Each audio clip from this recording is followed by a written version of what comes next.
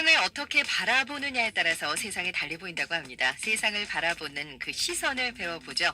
법으로 보는 세상, 송은석 변호사와 함께합니다. 어서 오세요. 네, 안녕하세요. 연말이라서 음주 단속 대대적으로 하고 있잖아요. 네, 근데 그렇습니다. 며칠 전에 부산에서 치과 의사가 하루에 2번이나 음주운전을 하고 대리 운전기사까지 폭행한 사고가 있었는데 음주운전 사고에 대한 처벌이 강화되고 있는 시점에서 또 이런 사건이 나왔네요. 네, 맞습니다. 이 지금 최근에 이제 윤창호법에 네. 이제 시행이 이제 조만간에 되는데요. 그렇죠. 또 이 사건 내용 보면 좀 어떻게 보면 황당하다고 해야 될까요? 예. 그런 사건입니다. 그래서 내용을 보면 음주운전을 해서 울산에서 부산까지 50km 정도가 된다는데요. 네. 혈중 알코올 농도 0.191%로 완전히 만취한 상태에서 이 구간을 운전을 했다고 아, 합니다. 세상에. 예.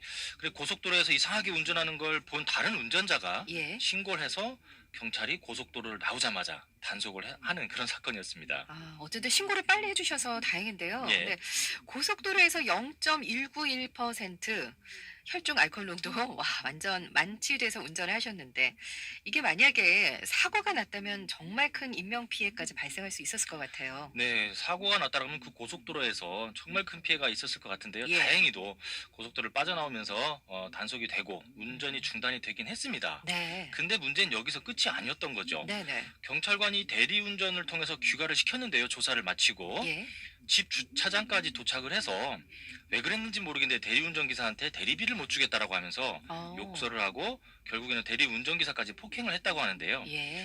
그렇게 또 이제 문제가 생기니까 대리운전기사가 내려서 이제 네네. 운행을 하지 않는 상황이 돼버렸는데 이 상황이 되니까 이 치과에서는 또 다시 운전대에 앉아서 차를 몰고 지하 주차장까지 차를 몰고 가서 주차를 했다라고 합니다. 그러니까 음주운전을 한 거죠. 예, 또 운전을 예. 하게 된 거죠. 그 시점에 혈중 알코올 농도 수치가 0.182%였다고 하는데 네. 뭐 주차 이후에도 또 대리운전 기사를 폭행까지 했었다라고 하는 그런 사건이었습니다. 네.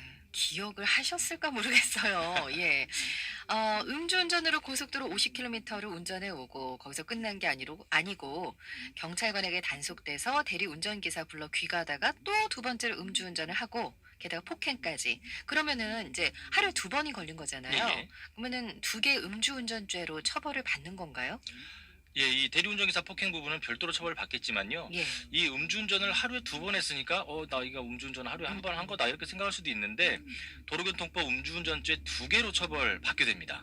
아. 예, 음주운전이 한 번에 연속됐다라고 볼 수 있는 경우에는 예. 한 개의 음주운전으로 처벌받을 수도 있겠지만 이 사건을 보면 경찰관의 단속으로 인해서 음주운전이 단절이 됐죠. 경찰서까지 또 가서 또 대리운전기사를 동행해서 운전 또 했었기 때문에 네네.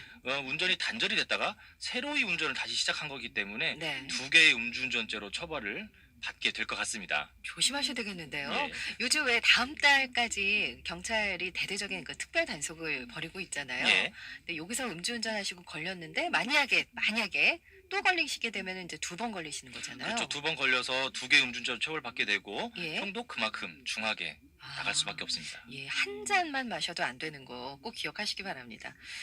자, 다음 사건인데요. 지난 9일 서울행정법원에서 군대에서 얼굴을 다쳐서 흉터가 남게 된 남자 군인에게도 상해연금을 지급해야 한다라는 판결이 있었다고 하는데 어떤 사건인지부터 좀 말씀을 해주세요. 예, 이게 1995년도에 대위로 군제대한 이 김 씨가 국방부를 상대로 소송을 제기한 사건인데요. 예. 그 스토리를 보면 이분이 1989년도에 군복무 도중에 군장을 한 상태에서 행군을 하다가 3m 해변가 밑으로 추락을 하는 사고를 좀 당했었다고 합니다. 네네. 그때 얼굴에 상처도 입고 해서 얼굴에 좀 큰 흉터가 남았던 것 같은데요. 예. 군제대 이후인 2012년도에 군병원에서 얼굴 흉터에 관련해서 상해 등급 7급 판정은 받았는데 예. 그러고 나서 2017년도에 상해연금 신청을 했습니다.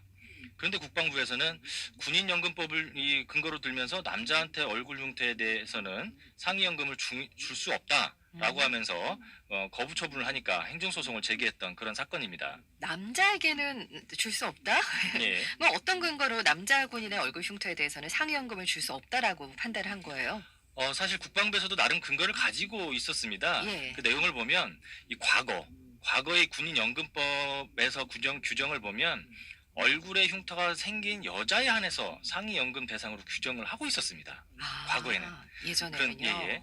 그런데 2006년도에 이 규정이 남녀평등상에 문제가 있다라고 보고 네네. 규정을 어떻게 고쳤냐면 외모에 뚜렷한 흉터가 남은 사람으로 바꿔서 예. 남자든 여자든 할 것 없이 외모에 뚜렷한 흉터가 생긴 경우에는 상해연금 대상으로 규정을 바꾼 건데요. 네. 이 사건으로 돌아와서 보면 이 김 씨가 행군하다 얼굴 다친 건 1989년도죠. 그렇죠. 군제대도 이미 1995년도입니다. 했고. 예, 예. 그래서 국방부는 사고도 군인연금법이 개정되기 전인 2006년도 이전이고 군 제대도 2006년도 이전이기 때문에 음. 연금 지급 대상이 아니라고 이렇게 봤던 겁니다. 네네. 그래서 국방부가 이제 이 군인연금법 규정을 그대로 적용하겠다라고 하면서 거절을 한 거고요. 또 소송상 어떤 주장을 했었냐면 외모에 흉터가 있는 여자가 남자보다 사회생활에서 입는 피해가 크다라는 이런 사회적 인식이 과거 예. 법에서 만들어질 때 네. 그런 인식이 있었던 거다. 이런 주장도 했었던 것 같습니다. 그래요. 근데 법원은 국방부 주장을 받아들이지 않고 김 씨 손을 들어줘서 이제 연금 대상이라고 판결을 내린 거잖아요. 예. 이렇게 판단한 근거도 있을 텐데요. 예, 아직 뭐 1심 판단이기 때문에 국방부가 항소를 할 경우요. 결국 어떻게 봐야 될지 좀 보긴 해야 됩니다만은 예. 판결 내용은 이렇습니다. 재판부가 가장 핵심적인 근거로 든 건 헌법상 평등의 원칙이죠. 예. 남녀 평등. 그럼요. 뭐 가장 많이 이제 어. 알고 계신 건데요. 그렇죠.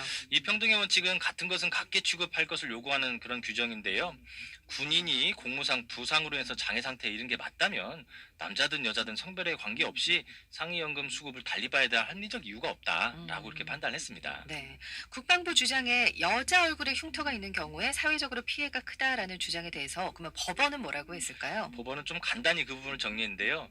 외모에 뚜렷한 흉터가 있는 여자가 남자보다 정상적인 생활을 하기 어렵다는 사실을 뒷받침할 만한 아무런 자료가 없고 흉터가 있는 사람이 입는 정신적 고통 네. 이거는 남자 여자 성별과 무관하다. 그렇죠. 이렇게 국방부의 주장을 일축을 했고요. 네네. 이런 법원의 판단이 남녀 평등의 관념에도 좀 부합하는 게 아닌가 이렇게 생각이 듭니다. 국방부가 항소를 하면요 어떻게 결론이 좀 뒤집힐 수도 있나요? 어떻게 될까요? 뭐 항소할지는 좀 두고 봐야 될 것 같은데요. 예. 저는 결론이 바뀌지 않을 것 같다에 좀 아. 한 표를 주고 싶은데요. 네네. 2006년도 이전에 이 규정을 보면 여자의 경우에만 이제 상해연금을 주도록 규정이 돼 있었는데 2006년도에 이제 남녀 상관없는 걸로 이렇게 개정이 됐지 그렇죠. 않습니까?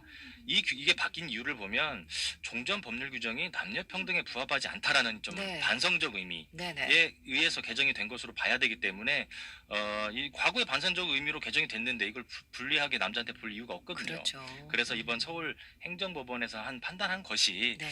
대법원까지 가도 유지가 되지 않을까 저는 이렇게 생각이 듭니다. 네, 알겠습니다. 법으로 보는 세상 송은석 변호사